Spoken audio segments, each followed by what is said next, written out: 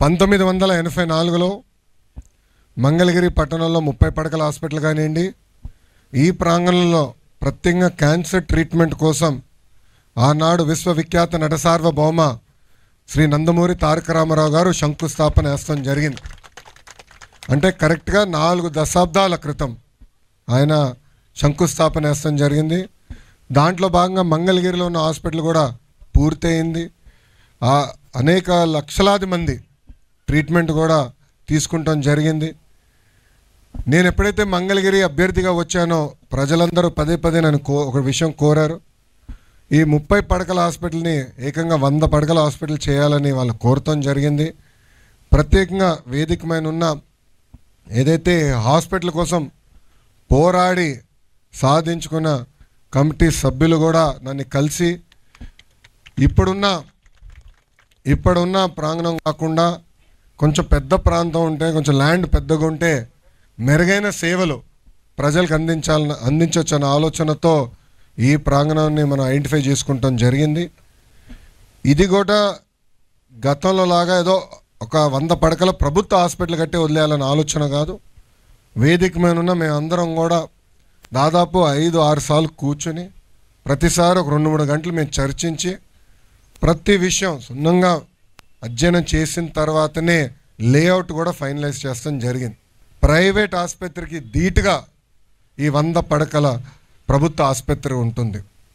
ఒక జోనింగ్ కానివ్వండి, స్టాఫింగ్ కానివ్వండి, మెరుగైన సదుపాయాలు కానివ్వండి అందించే లక్ష్యంతో మేమందరం ఉన్నాం. అమరావతి పనులు కూడా ప్రారంభమైనాయి. సో ఈ ఆసుపత్రికి బాగా రద్దీ కూడా ఉంటుంది. ఎందుకంటే వస్తూ ఉంటారు, ట్రీట్మెంట్ పొందుతూ ఉంటారు. ఇక్కడ ఆర్థో కానివ్వండి, డయాలసిస్ సెంటర్ కానివ్వండి, మన నియోనేటల్ కేర్ కానివ్వండి, అన్నీ కూడా ఇక్కడ అందిస్తాం జరుగుతుంది. సో డీ అడిక్షన్ సెంటర్ కూడా గౌరవ సభ్యులందరూ కూడా నాతో మాట్లాడి డీ అడిక్షన్ సెంటర్ కూడా ఇక్కడ ఉండాలి, తలసీమియా సెంటర్ కూడా ఇక్కడ ఉండాలని కమిటీ సభ్యులు ప్రత్యేకంగా కూర్చున్నప్పుడు వాళ్ళు కోరటం జరిగింది. వాళ్ళ కోరిక మేరకు కూడా అది కూడా ఈ హాస్పిటల్లో పెడతాం జరిగింది. వాస్తవంగా కూటమి ప్రభుత్వం ఏర్పడిన తర్వాత గౌరవ ముఖ్యమంత్రి శ్రీ నారా చంద్రబాబు నాయుడు గారు ప్రతి నియోజకవర్గాల్లో 100 పడకల ప్రభుత్వ ఆసుపత్రి కట్టాలి అని ఒక నిర్ణయం తీసుకుంటాం జరిగింది. దాంట్లో భాగంగా 2వ క్యాబినెట్ మీటింగ్లో మంగళగిరి కోసం ఈ హాస్పిటల్ కూడా కేటాయిస్తాం జరిగింది. నేను అనేక సార్లు చెప్పా ప్రజలందరికీ, ఒక నిర్ణయం జీవితం మార్చుతుంది. నా జీవితంలో తీసుకున్న ఆ నిర్ణయం మంగళగిరిలో పోటీ చేస్తాం. 5,300 ఓట్ల మెజారిటీతో 2019లో ఓడిపోయాను.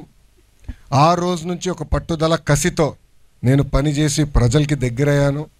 ప్రజలందరూ నేను ఒకటే కోరాను, నేను ఏ మెజారిటీ అయితే ఓడిపోయానో దాని పక్కన ఒక 0 పెట్టి నన్ను గెలిపించండి. మీరు ఎంత ఎక్కువ మెజారిటీ ఇస్తే అంత కొండంత బలం నాకు అందుతుందని ఆనాడే నేను ప్రజల్ని కోరటం జరిగింది.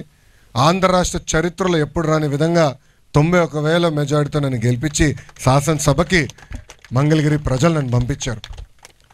గౌరవ మంత్రివర్యులు దుర్గేష్ గారు ఇక్కడనే ఉన్నారు. గురువు గారు కూడా తెలుసు, క్యాబినెట్లో ఎప్పుడు మంగళగిరి చర్చ వస్తే డిస్కషనే ఉండదు.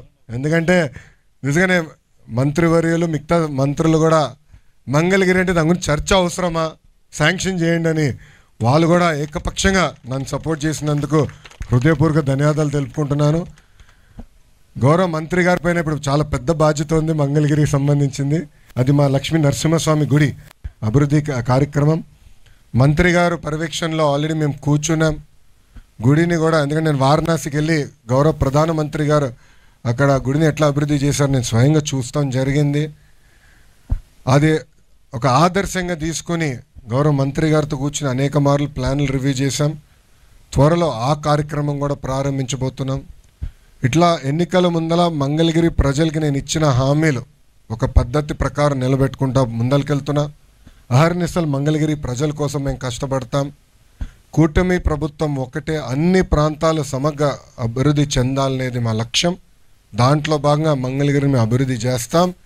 వ్యక్తిగతంగా గతంలో ఎట్లయితే నేను 5 సంవత్సరాలు ప్రతిపక్షంలో మంగళగిరి ప్రజల కోసం పనిచేశానో, అధికారంలోకి వచ్చిన తర్వాత కూడా ఇంకెక్కువ పనిచేస్తున్నా. గౌరవ ముఖ్యమంత్రి చంద్రబాబు నాయుడు గారు కూడా నిన్న నవ్వుతా అన్నారు, రేపు కూడా మంగళగిరేనా అన్నారు. సార్ ఇంటి పట్టాల కార్యక్రమం రేపటితో పూర్తవుతుందంటే తొందరగా పూర్తి చేసుకుని రాష్ట్రం చాలా పనులు ఉన్నాయి, రాష్ట్రం అంతా తిరగాలి మీరు, మంగళగిరి కాదని కూడా గౌరవ ముఖ్యమంత్రి గారు అన్నారు. అప్పుడు గౌరవ ముఖ్యమంత్రి గారికి ఒకటే చెప్పా, సార్ 2019లో నా పరువు పోయింది, ఓడిపోయా, చాలామంది నన్ను ఎగతాళి చేశారు, మిమ్మల్ని కూడా కించపరిచే విధంగా మాట్లాడారు, ఈరోజు వాళ్ళ దగ్గర నుంచి శబ్దం రాకుండా చేసింది మంగళగిరి ప్రజలు సార్, అందుకే నాకు ప్రయారిటీ ఉందని గౌరవ ముఖ్యమంత్రి గారు కూడా చెప్తాం జరిగింది. ఒక బాధ్యత నాకు పైన ఒక బాధ్యత పెట్టారు, ఈ హాస్పిటల్ పూర్తి చేసి ప్రజలకి అంకితం చేయాల్సిన బాధ్యత చిల్లపల్లి గారి పైన ఉంది, గురువు గారి పైన ఉంది. ఎందుకంటే ఏపీఎస్ ఎంఐడిసి చైర్మన్ అయినా ఆయనకు నీట్గా రూమ్ వేద్దామని డిసైడ్ చేసుకున్నాము, కంటైనర్ కుర్చీ ఏసీ పెట్టి ప్రతిరోజు ఆయన పర్యవేక్షణలో జరగాలి. అన్నకు ఒకటే నేను కోరుతున్నా, 365 రోజులు మనం పూర్తి చేయాలి. 366 రోజులకి వెళ్తే పక్కనే ఉన్న పవన్ అన్న దగ్గరికి వెళ్ళి నేను కంప్లైంట్ వేస్తాను, మీ పైన నేనే వెళ్ళి కంప్లైంట్ వేస్తాను. నేనే పక్కనే ఉంటారు కదా పవన్, నేను వెళ్ళి ధర్నా చేస్తాను, అన్న మన శ్రీనాథ్ చేయలేదు, పూర్తి చేయలేదని. ఎందుకంటే అన్ని కార్యక్రమాలు మంగళగిరిలో మనం యుద్ధ ప్రాతిపదికంగా చేస్తాం, ఒక ఆదర్శంగా చేద్దాం, కలిసికట్టుగా చేద్దాం. బాధ్యత ఇప్పుడు మీ పైన ఉందని చిల్లపల్లి గారు తెలుపుకుంటూ, నాకు ఇంత అద్భుతమైన అవకాశం ఇచ్చిన మంగళగిరి ప్రజలందరికీ పేరు పేరున నా హృదయపూర్వక ధన్యవాదాలు.